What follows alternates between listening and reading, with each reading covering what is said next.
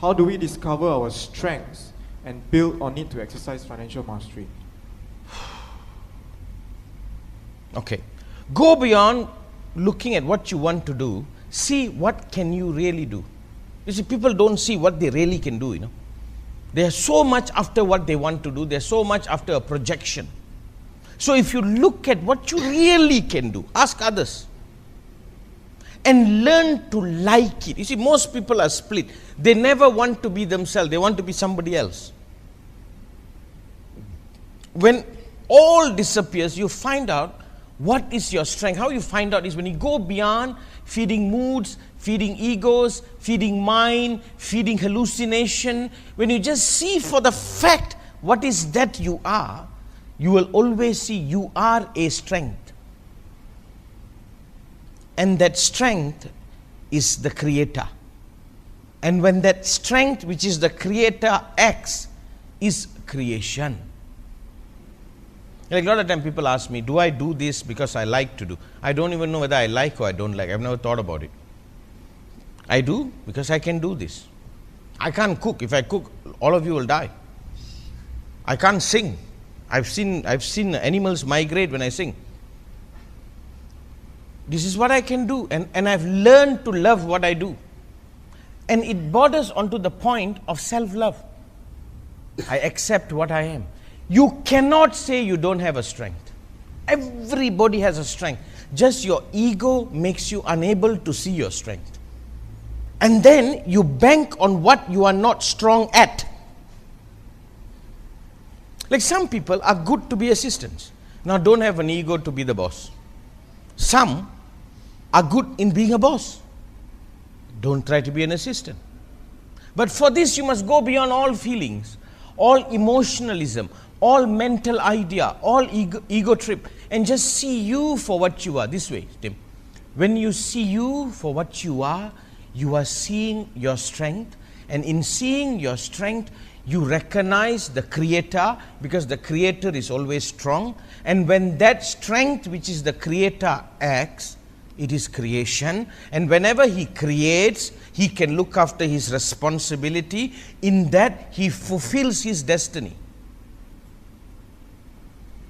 You just gave us a whole equation that probably solved a lot of problems here.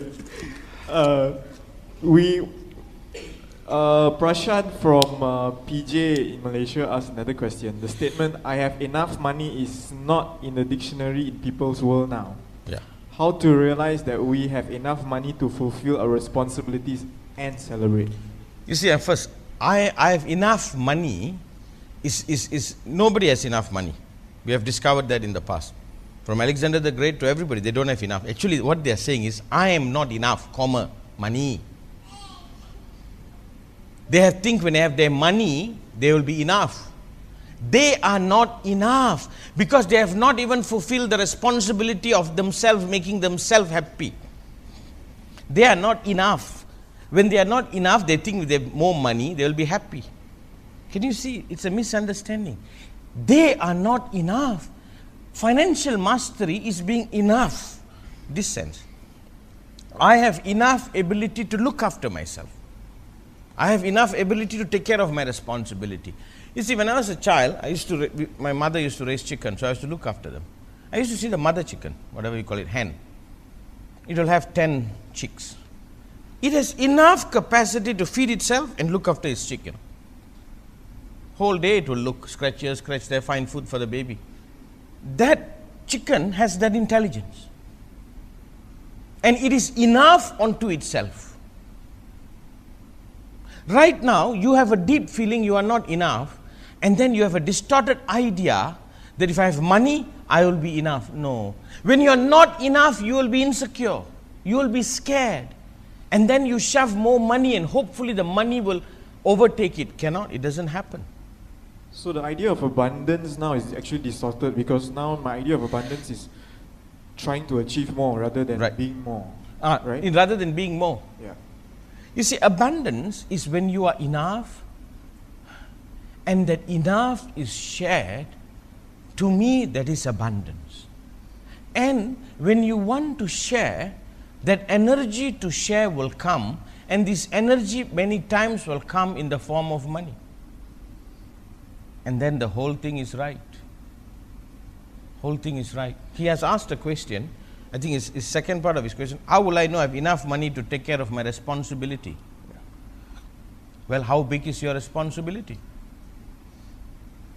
How big is your responsibility? Just look after that. The way I see it, if I have enough, just enough money, maybe $1 extra would be nice. By the time I go, I've done all that I need to do. I've taken care of all I need to taken care of, and I go. It's like this. People want to leave so much money for their child, so the child don't ever have to work. What are you doing to the child? Why are you robbing the child of its life? No, if you have money, leave it to the child. There's no problem. But I want to have so much money so my wife never have to work again for the rest of your life. Why would you want to do that to your wife? Why she shouldn't find a life? Isn't she a dignified person who can on her own look after herself? No, sorry, go ahead. So that they unconsciously make their people dependent on that? That's it, that's what they do. Well said, well said, Tim. They want to make somebody else a cripple. I'm not saying with your love you don't want to keep your wife, your children in a nice house. All that is part of the responsibility. The bigger your love, the bigger responsibility you take. And for that you go and do and you make the money and you keep them that way. But it has to follow that line. If you distort it, it is strange. It's like this, many rich men, the money they create and left behind for their children has become the greatest curse the child ever had. Yeah. Because the child has never learned to take responsibility. Now you give a person who can't take responsibility so much money, you rob the child of its life. I tell you a story. My grandfather was a very rich man. By the time he died, he lost all of it. So my father has to start from zero. And in that point, my mother had to go to work, laborer's job, to put my elder brother through medical college. It's a tough job. I don't think I can do it at this age. She worked for almost 12, 13 years, 12 to 14 hours a day. And then we all were working hard so she can retire. We want her to take it easy. And then finally she quit. My brother became a doctor, looked after her, everything was good. After many years passed, I asked my mother, what was the best time of your life? She said, that 12 years. That 12 years, then I had to wake up at 6 o'clock in the morning, go to work, and come back at 8 at night, and cook for the children was the best time of my life. This is strange. Because after that, everything was provided for her. She doesn't have to work. She can take it easy, she can rest, watch movies, but she said that was the time. You know why? I tell you why. That is when she was called to live out her responsibility. That is when there was a window for her to express her love. That is when she was the most alive. It is the strangest thing. It is the highest value. It is the highest of value. I don't know whether I've gone away from the question, but it was a nice story anyway.